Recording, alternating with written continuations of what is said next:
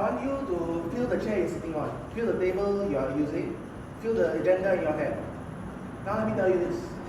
The things you're holding right now could be probably be fake. Good morning, I'm Joshua. Good morning, my fellow doctors. I'm Joshua. I'm here today with a great objective to persuade you with the help of a few theories, and probably within 3 theories, I'll be able to persuade you and convince you that this reality you're living in, or maybe doubt a little bit of this reality, or whether if it's real or not. Now, if you could, take the red pill and join me down the rabbit hole as we walk our path through a journey through the theories. The first theory you would see is the theory of the brain in the jar, which was created by Descartes, a philosopher who created this as a thought experiment, so that you are able to. He created it as a thought experiment to target certain features of knowledge, meaning, and so on. The general idea of the theory is that we here right now, sitting in this meeting at this very moment, your arms, your legs, your body do not exist. You are but just a brain floating in a jar with electrodes sticking out of your neurons, telling you what to feel, what to think, what to see. Because technically, everything we say, if I say I feel this box, that feeling going through my body is only neurons, only signals going to my brain. If a civilization, a race with the right technology can replicate that in your system, won't they be able to fake it? In other words, this brain in a jar theory is your brain in a jar connected to a computer program. But here's the thing, the computer program cannot hold that many people. Maybe 50% of people in the program are actually the brains in the jar. But the next 50% could be AI programs, programmed to keep you connected, because who want to live in the world with half the amount of people? So just look to the people beside you. They all could be AI programs. Programs built to keep you connected to the world. Your friends, your family, each and every one of them. Now moving on deeper into the rabbit hole. There's this theory, which is called the 5-minute creation theory, which was created and thought of by a 20th century philosopher called Bertrand Russell. The idea of the theory is quite simple. He created it to challenge what we knew about our history and knowledge. It did quite well. The idea of the theory is that the universe was created only 5 minutes ago. And all our history, all the Egyptians, Greeks, and wars that ever happened were just created and placed there to make it look old, but really never happened. This theory can be moved around in many ways. It can be done through either, if let's say you're a religious man, you can say God created our universe in 5 minutes ago, and say that everything happened. But some people would ask, why would you say 5 minutes ago? Because I remember walking here, I remember coming into the meeting. Well, I didn't say this 5 minutes ago.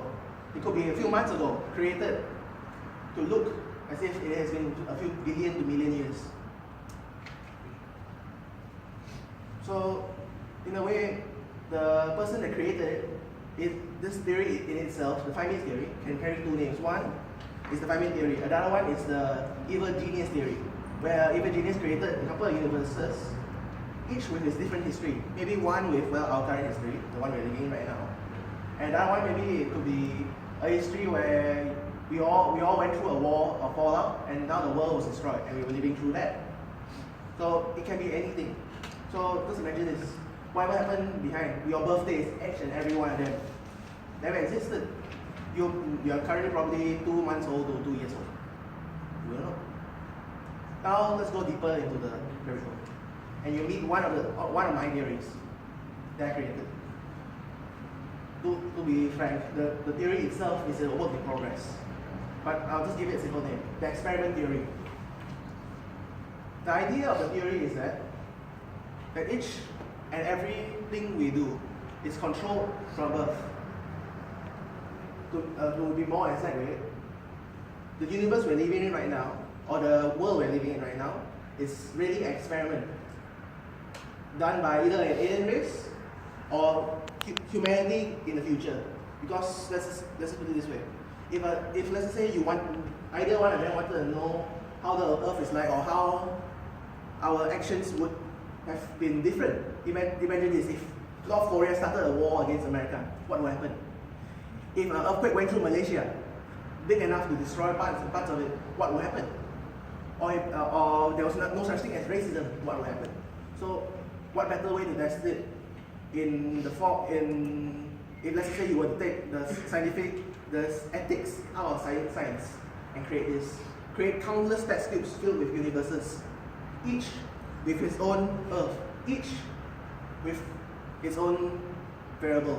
Like Earth 1 has an earthquake in Malaysia, Earth 2 has a war in South Korea, in Earth 3 the Tunku Abdul never found independence. It could be either one of them. So just imagine, look up. You probably wonder who's looking at us. Now, let's all pop out of the rabbit hole and think a little. Look at the beauty outside in the world. Just look at it. And doubt the very existence of it. I'm not here to destroy the world for you. I'm not here to ruin everything you believe. But I'm here to tell you, open up your mind. Just that little bit. And let the doubt in. Let the red pill do its magic. And let me tell you, and you will see beauties. You will see, as you leave this meeting today, your friends, your family, or anyone around you, you will start to wonder, are there a brain in a jar? Or a program set there to make you feel like a part of it? Or, as you again leave the meeting today, you wonder whether everything in history ever happened. And finally, look up the sky. Look at the beautiful blue sky and see who's looking back down at you. Thank you.